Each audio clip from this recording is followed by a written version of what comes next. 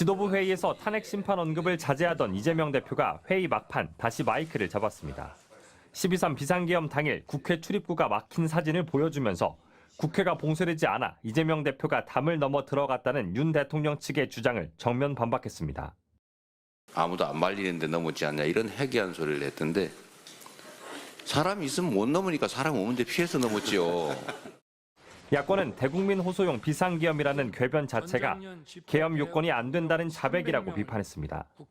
또 윤 대통령이 군대를 동원한 비상계엄을 합리화하기 위해 간첩이라는 단어를 13번, 간첩단은 12번 썼는데 전두환, 노태우, 군부 독재조차 야당을 간첩으로 부르진 않았다고 했습니다. 대통령직에 복귀한다고 상상해 보십시오. 대한민국은 친위 구제타를 해도 묵인해주는 삼류 국가로 세계에 낙인 찍힐 것입니다. 3년 전 국민의힘 대표로 윤 대통령 당선에 기여한 개혁신당 이준석 의원도 짝스런 개헌 추진 발언의 진정성이 의심된다고 지적했습니다. 6개월만 더 일찍 나왔다 그러면은 훨씬 진정성 있게 저도 그렇고 국민들도 받아들이지 않았을까. 궁여지책에 가까운 것이 아닌가. 야권은 한 목소리로 국민들에게 사죄할 마지막 기회를 걷어찼고 헌법재판소 결정을 받아들이겠다는 최소한의 승복 표명도 없었다며 재판관 만장일치 파면을 촉구했습니다. 국민의힘을 향해선 윤석열을 업고 앞으로 갈 수 있다는 망상을 버려야 한다며 이제 정신 차려야 한다고 날을 세웠습니다. MBC 뉴스 정상빈입니다. 윤석열 대통령은 밤 9시가 넘어서야 법정에 나왔습니다. 헌법과 민주주의를 위협한 계엄의 책임을 묻는 국회 측 대리인단의 쓴소리는 하나도 듣지 않은 겁니다. 진솔한 사과를 할지 기대가 컸지만 몇 문장 만에 실망으로 바뀌었습니다. 저 자신을 돌아보면서 그동안 국민들께 과분한 사랑을 받아왔다는 생각이 들었습니다. 12.3 비상계엄 사태 후 사상 초유의 일이 반복됐습니다.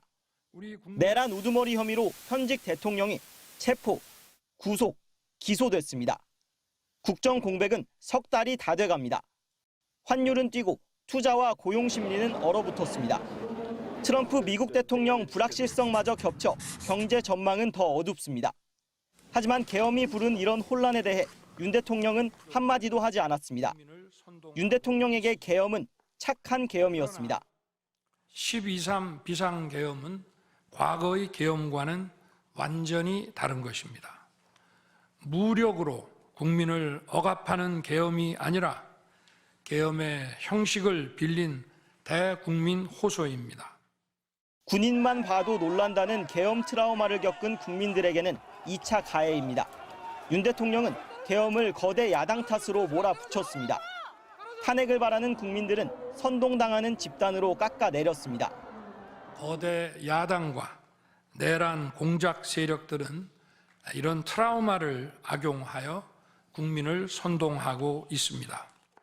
헌법재판소 앞은 연일 탄핵 불복을 외치는 윤 대통령 지지자들로 몸살을 앓고 있습니다. 서울 서부지법 폭동 사태로 민주주의와 법치주의에 경고등이 켜졌지만 윤 대통령은 헌재 결정에 승복할지 밝히지 않았습니다. 변호인단도 승복을 말하지 않았습니다. 법의 테두리 내에서 현명한 결정이 나올 것이라고 기대를 하고 있습니다. 68분 동안 이어진 77쪽 분량의 최후 진술. 반성이나 사과 대신 책임은 부하들에게 떠넘기고 극렬 지지층에게는 옥중 메시지를 내 분열을 부추기는 방식은 마지막까지 반복됐습니다. 최후 진술을 끝내고 호송차를 타고 서울 구치소로 돌아가는 길목에는 김기현, 나경원, 정점식, 추경호, 박대출 의원 등 국민의힘 의원들이 줄줄이 서서 윤 대통령을 지켰습니다. MBC 뉴스 김상훈입니다. 윤석열 대통령은 탄핵 심판 최후 진술 말미에 돌연 개헌을 언급했습니다. 제가 직무에 복귀하게 된다면 개헌과 정치개혁의 추진에 후반부를 집중하려고 합니다. 임기에 연연하지 않겠다며 임기 단축 개헌도 받아들일 뜻을 시사했습니다. 자녀 임기에 연연하지 않고 개헌과 정치개혁을 마지막 사명으로 생각하여 탄핵 심판대에 서기 전 윤 대통령은 임기 내내 개헌 논의에 부정적이었습니다. 대선 후보 시절 5.18 정신을 헌법 전문에 반드시 올려야 한다고 했지만 정작 대통령이 되어 5.18 기념식을 찾아선 개헌을 언급조차 하지 않았습니다. 여당 내에서 임기 단축을 포함한 개헌 논의를 열어두자고 요구가 나오자 대통령실은 황당하다고 선을 그었고 국회의장의 공개 제안에도 묵묵부답이었습니다. 대통령께도 다시 한번 개헌 대화를 제안합니다. 대통령의 결단으로 막힌 물꼬를 틀 수 있기를 바랍니다. 더구나 개헌을 추진하려면 국회 제적 3분의 2, 즉 200명의 동의가 필요한데 개헌 추진에 협조를 구해야 할 야당에 손을 내밀기는커녕 끝까지 반국가 세력이라고 비판해왔습니다. 이를 위해 저는 지금까지 패약질을 일삼은 망국의 원흉 반국가 세력을 반드시 척결하겠습니다. 지난 3년 동안 내내 개헌에 침묵하다가 탄핵이라는 궁지에 몰리자 궁여지책으로 개헌을 꺼내든 셈입니다. 야권은 개헌을 하겠다고 했지만 더 정교한 계엄을 꾸밀 거라며 말장난으로 국민을 기만하려는 거라고 일축했습니다.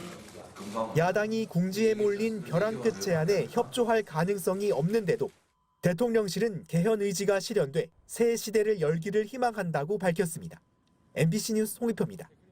버스 다 지나갔습니다. 뭐 누가 지금 가면은 개헌을 할까요? 계엄을 할까요? 제2의 계엄을 할까요? 저는 무조건 계엄이라고 봅니다. 돌아가면 대통령이 돌아가면 면제부인데요. 이거는 탄핵될 사유도 아니야. 이 정도 계엄은. 그러면은 바로 계엄 또 하죠. 다 싹 잡아드릴 겁니다. 그러니까 저는 끝났다 이렇게 봅니다. 예.